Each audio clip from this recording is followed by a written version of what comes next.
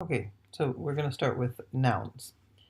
Nouns are a good example of a lexical category because they are open class. There are lots of them. You can easily add new nouns, either nonsense words or words from other languages, borrowings. Most nouns have synonyms and antonyms as well. And nouns also head what we will call noun phrases. So they fit all the criteria of a lexical category. Nouns have specific morphological and syntactic properties that we will use to identify them. So nouns can take a plural morpheme, so they can take a plural suffix s, or an irregular plural like goose, geese. They also can take the possessive marker, the apostrophe s in English. And there are some derivational affixes which are typical of nouns, so er and ism. These suffixes cannot be used on all nouns. These are just suffixes that occur on some nouns. Nouns also have special syntactic properties or distribution in sentences. So nouns can be preceded by the or that, or other determiners, which we'll talk about next week.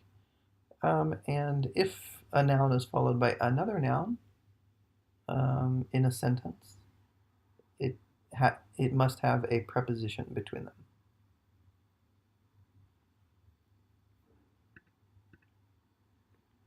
Verbs have very different properties. So in English, it's very important for the grammar of English to distinguish nouns and verbs. That is, the grammar of English makes a clear distinction. In some languages, the distinction between nouns and verbs is not as clear, but in English, the distinction is very clear. So verbs take tense marking, like the past tense ed, and other irregular past tenses, like bring, brought.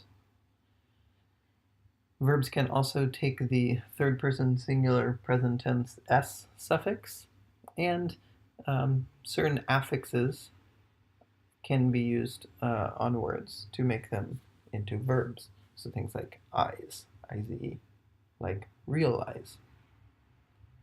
Verbs can also be followed by a noun or a preposition, and they can be preceded by another auxiliary verb.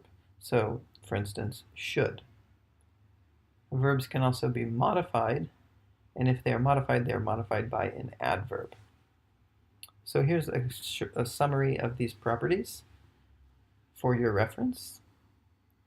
And you can think about all of these properties as diagnostic criteria. So any given noun should exhibit some number of these properties, but it won't necessarily exhibit all of these properties. Remember that languages allow words to be used as other categories often. So the word book, for instance, is maybe basically a noun, as in number 1, I read the book. It's preceded by the, but the word book can also be used as a verb, following the infinitive marker to, and being followed by a noun, the room, which we'll call its object. So we have to analyze words in the sentences they occur in, and we cannot just say that a word is a certain lexical category outside of its syntactic context. So last week we talked about a few different subtypes of nouns, and there are also some subtypes of verbs, so I just want to review those quickly.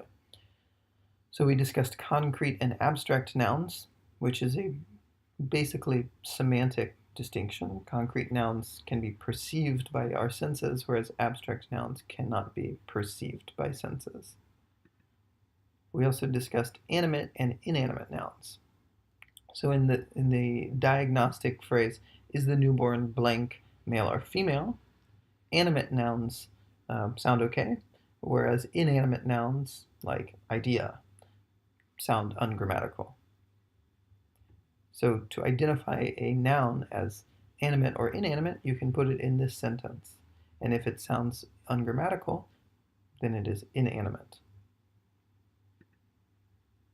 Another distinction in English is plural and singular nouns. So another test here is there's only one blank here.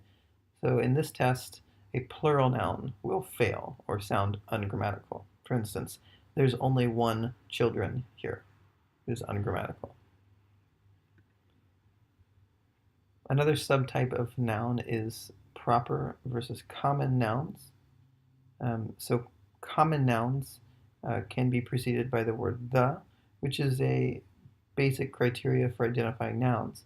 However, a special subtype of nouns, proper nouns, cannot be typically preceded by the. For instance, the New York, the Manhattan, the Nick, the PBS. These are all ungrammatical because they are a special type of noun called a proper noun.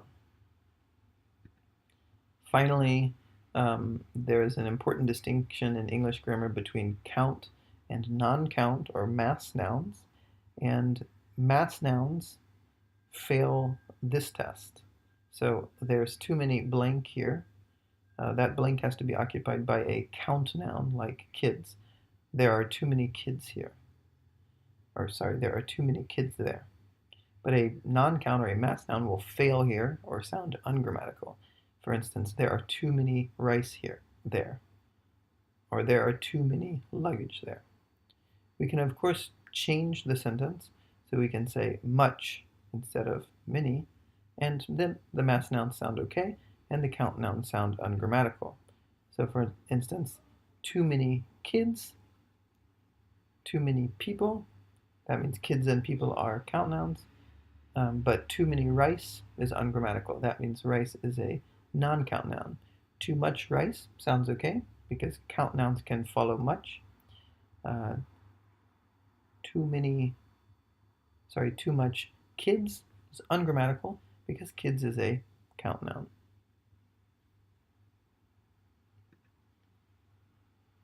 So here are some quick examples to look at. Pebbles. Is pebbles a count or non-count noun? Well, we can go back to our tests and we can try to put pebbles into these phrases. So too many pebbles, too much pebbles. Too much pebbles is ungrammatical, so it can't be a non-count noun. Too many pebbles, that sounds right. So pebbles is a count noun. So you can try that with the rest of these nouns. Thoughts, rice, logic, tissue. And you'll see that this has nothing to do with whether the noun is abstract, like thoughts, or plural, or proper. It's a totally different distinction. So any noun can be categorized according to all these distinctions. Okay, so there are some different types of verbs that we need to talk about as well. So these words, are these verbs? Eating, drank, slept, throws. Well, they don't pass some of our tests for verbs. For instance, we said that verbs can follow auxiliary verbs like should. So if I try to put some of these verbs after should, it'll sound ungrammatical. For instance, I should eating. That doesn't sound right. Or we should drink. Also doesn't sound right. So what's going on here? These verbs are special forms of verbs. These verbs are all marked for tense. So they are marked with a suffix ing, or they have a special past tense like drank or slept, or they are a conjugated form like am. So each of these verbs has a base form, which I've listed here on the right side.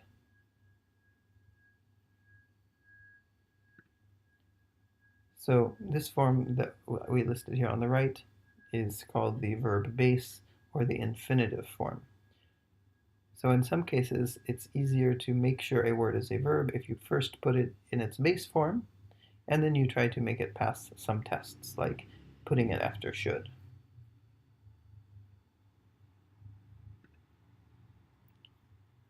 So each verb in English has multiple forms. So all verbs are going to have present tense forms like walks, past tense forms like walked, and participle forms like walking. One additional subtype of verb is what we'll call copula. In some other grammatical approaches, this is called a linking verb. So to be is a perfect example of a copula or a linking verb. And the verb to be simply links a subject to some kind of element in the predicate. So that might be a noun or an adjective. So for instance, I am tired.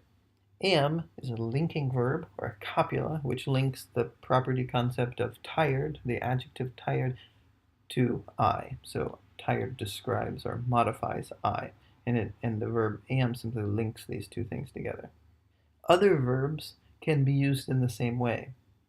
So verbs like seem, look, taste, these can be used as copula verbs. They can link a subject to a predicate. You and tired, they busy, these and great. So one way to determine if something is a linking verb is just try to replace it with an equal sign, or replace it with the verb to be.